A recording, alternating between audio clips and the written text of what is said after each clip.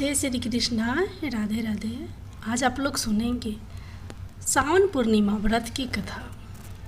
पूर्णिमा तिथि का हिंदू धर्म में विशेष महत्व है। इसे धनदायक और संतानदायक व्रत माना गया है। जो लोग पूरे विधि विधान से पूर्णिमा का व्रत करते हैं और पूर्णिमा के दिन चंद्रमा का अर्घ देते हैं, उन पर भगवान विष्णु और माता लक्ष्मी की विशेष कृपा होती है। द्वापर युग में एक समय की बात है कि यशोदा जी ने कृष्ण से कहा, हे कृष्ण, तुम सारे संसार के उत्पत्ति कर्ता, पोषण तथा उसके संहार करता हो। आज कोई ऐसा व्रत मुझसे कहो जिसके करने से मृत्यु लोक में स्त्रियां को विधवा होने का भय न रहे, तथा यह व्रत सभी मनुष्यों की मनोकामना पूर्ण करने वाला हो। श्री कृष्ण कहने लगे, हे माता, तुमने अति सुंदर प्रश्न किया है। मैं तुमसे ऐसे ही व्रत को सविस्तार कहता हूँ। सौभाग्य की प्राप्ति के लिए स्त्रियों को 32 पूर्णिमाओं का व्रत करना चाहिए। इस व्रत को करने से स्त्रियों को सौभाग्य संपत्ति मिलती है। यह व्रत अचल सौभाग्य को देने वाला और भगवान शंकर के प्रति मनुष्य मात्र की भक्ति को बढ़ाने वाला है। यशोदा जी कहने लगी, हे कृष्ण, सर्वप्रथम इस व्रत को मृत्यु लोक में किसने किया था? इसके विषय विस्तार पूर्वक मुझसे कहो। श्री कृष्ण जी कहने लगे कि इस भूमंडल पर एक अत्यंत प्रसिद्ध राजा चंद्रहास से पालित अनेक प्रकार के रत्नों से परिपूर्ण कातिका नाम की एक नगरी थी। वहाँ धनेश्वर नाम का एक ब्राह्मण था और इसकी स्त्री अति सुशील रूपवती थी। दोनों ही उस नगरी में बड़े प्रेम से साथ रहते थे। घर में धन धान्य आदि की कोई कमी नहीं थी। उनको एक बड़ा दुख था, उनके कोई संतान नहीं थी, जिस वजह से वह बहुत दुखी रहते थे। एक दिन एक बड़ा तपस्वी योगी उस नगरी में आया। वह योगी बाबा बाकी सभी घरों से भिक्षा मांगकर भोजन किया करता था, लेकिन उस ब्राह्मण के घर से भिक्षा नहीं मांगा करता था। एक दिन योगी गंगा किनारे भिक्षा मांगकर प्रेम पूर्वक खा रहा था कि धनेश्वर ने योगी को यह सब करते देख लिया। सब कार्य किसी प्रकार से देख लिया। अपनी भिक्षा अनादर से दुखी होकर धनेश्वर योगी से बोले, और सभी घरों से भिक्षा लेते हैं, परंतु मेरे घर की भिक्षा कभी भी नहीं लेते हैं। इसका कारण क्या है? योगी कहने लगा कि आपके धर्म हमें इस बात की आज्ञा नहीं देता है, क्योंकि अभी आप गृहस्थ जीवन में एक सुख से वंचित हैं। आपके घर संतान होने पर मैं आपके घर से भी भिक्षा स्वीकार कर लूँगा। उन्होंने कहा कि जिसे संतान नहीं है उसके घर से भिक्षा लेने से मेरे भी पतित हो जाने का भय है। धनेश्वर यह सब बात सुनकर बहुत दुखी हुआ और हाथ जोड़कर योगी के पैरों पर गिर पड़ा तथा दुखी मन से कहने लगा कि आप मुझे संतान प्राप्ति के उपाय बताएं। आप सर्वज्ञ हैं, मुझ पर अवश्य ही यह कृपा कीजिए। धन की मेरे घर में कोई कमी नहीं है, लेकिन मैं संतान न होने के कारण अत्यंत दुखी हूँ। आप मेरे इस दुख का हरण कीजिए। यह सुनकर योगी कहने लगे, तुम चंडी की आराधना करो। घर पहुंचकर उन्होंने यह सारी बात अपनी पत्नी को बताई और खुद वन में चला गया। वन में पहुंचकर उसने चंडी की आराधना की और उपवास किया। चंडी ने 16 दिन उसको सपने में दर्शन दिए और कहा कि हे धनेश्वर, जा तेरे पुत्र होगा, लेकिन उसकी आयु सिर्फ 16 वर्ष होगी। 16 वर्ष की आयु में ही उसकी मृत्यु हो जाएगी। अगर तुम दोनों स्त्री और पुरुष 32 पूर्णिमाओं को व्रत करोगे तो यह दीर्घ आयु हो जाएगा। जितनी तुम्हारा सामर्थ्य हो उतने आँचे के दिए जलाकर शिवजी का पूजन करना। लेकिन पूर्णमासी 32 ही होनी चाहिए। सुबह होते ही तुम्हें इस स्थान के पास एक आम का पेड़ दिखाई देगा। उस पर चढ़कर एक फल तोड़कर अपने घर चले जाना। अपनी स्त्री का इस बारे में बताना। सुबह स्नान होने के बाद वह स्वच्छ होकर शंकर जी का ध्यान करके उस फल को खा ले। तब शंकर भगवान की कृपा से उसको गर्भ हो जाएगा। जब ब्राह्मण सुबह उठा तो उसे उस स्थान पर आम का पेड़ दिखाई दिया और वह उससे फल तोड़ने के लिए चढ़ा, लेकिन वह पेड़ पर चढ़ नहीं पा रहा था। यह देखकर उसे बड़ी चिंता हुई। उसने भगवान गणेश की उपासना की और कहा, हे दयानिधि, अपने भक्तों के विघ्नों का नाश करके उनके मंगल कार्य को करने वाले, दुष्ट का नाश करने वाले, रिद्धि सिद्धि देने वाले, आप मुझे इतना बल दे कि मैं अपनी मनोकामना पूरी कर सकूं। इसके बाद वह पेड़ से फल तोड़कर अपनी पत्नी के पास पहुंचा। उसकी पत्नी ने अपने पति के कहे अनुसार इस फल को खा लिया और वह गर्भवती हो गई।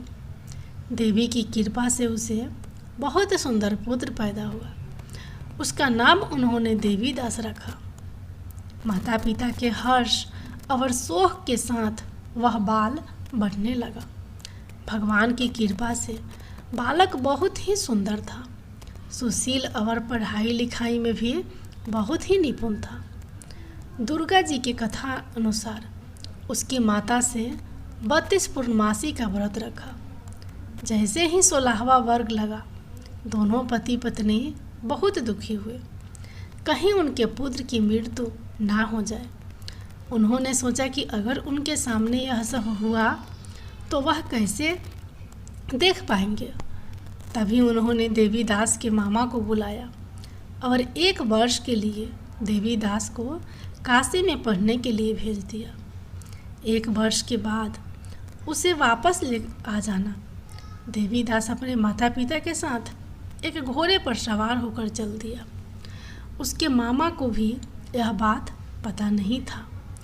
दोनों पति पत्नी से 32 पूर्णमासी का व्रत पूरा किया। दूसरी तरफ मामा और भांजा दोनों रात गुजारने के लिए रास्ते में एक गांव में रुके। उस दिन उस गांव के ब्राह्मण की कन्या का विवाह होने वाला था। जिस धर्मशाली में बड़ और बारात के बाकी लोग रुके थे, उसी धर्मशाली में देवीदास और उसका मामा ठहर गए। उधर कन्या को तेल आदि चढ़ने के बाद जब लगन का समय आया तो बर की तबीयत खराब हो गई। बर के पिता ने अपने परिवार वालों से विचार विमर्श करके कहा कि यह देवीदास मेरे पुत्र जैसा ही है, इसके साथ लगन करा दो और बाद में बाकी सारे काम मेरे बेटे के साथ पूरे हो जाएंगे। ऐसे कहने के बाद बर के पिता देवीदास को मांगने के लिए उसके मामा के पास गए और उन्हें सारी बात बताई। मामा ने कहा कि कन्यादान में जो कुछ भी मिलेगा वो हमें दे दिया जाए। बर के पिता ने बात स्वीकार कर ली। इसके बाद देवीदास का विवाह कन्या के साथ संपन्न हो गया। इसके बाद वह अपनी पत्नी के साथ भोजन ना कर सका और मन में विचार करने लगा कि न जाने यह किसकी पत्नी होगी। यह सोचकर उसकी आंखों में आंसू आ गए। तब वधू ने पूछा कि क्या बात है, आप उदास क्यों हैं? तब उसने सारी बातें पत्नी को बता दी। तब कन्या कहने लगी, यह ब्रह्म विवाद के विपरीत है। आप ही मेरे पति हैं, मैं आपकी ही पत्नी रहूंगी, किसी अन्य का कभी नहीं। तब देवीदास ने कहा, ऐसा मत करिए, क्योंकि मेरी आयु बहुत कम है। मेरे बाद आपका क्या होगा? लेकिन उसकी पत्नी नहीं मानी और बोली, स्वामी आप भोजन कीजिए। दोनों रात में सोने के लिए चले गए। सुबह देवीदास ने पत्नी को 4 नागों से जरी एक अंगूठी दी और एक रुमाल दिया और बोला कि हे प्रिय, इसे लो। और संकेत समझकर स्थिर चित हो जाओ। मेरे मरण और जीवन जानने के लिए एक पुष्प वाटिका बना लो। उसमें सुगंधित वाली एक नवमालिका लगा लो। उसको प्रतिदिन जल से सींचा करे और आनंद के साथ खेलो कूदो। जिस समय और जिस दिन मेरा प्राणांत होगा, उस दिन यह फूल सूख जाएंगे।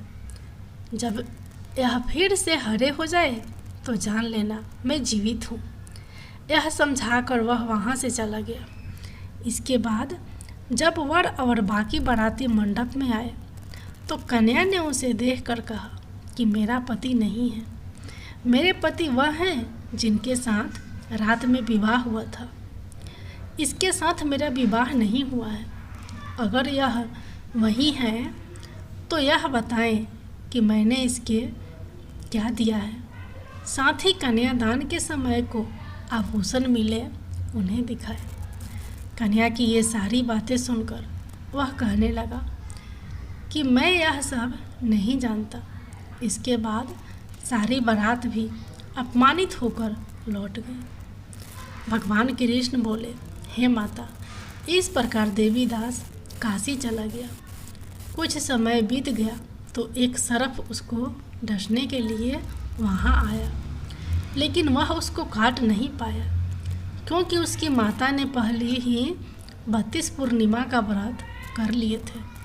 इसके बाद खुद काल वहाँ पहुँचा। भगवान की कृपा से तभी वहाँ माता पार्वती और भगवान गणेश आ गए।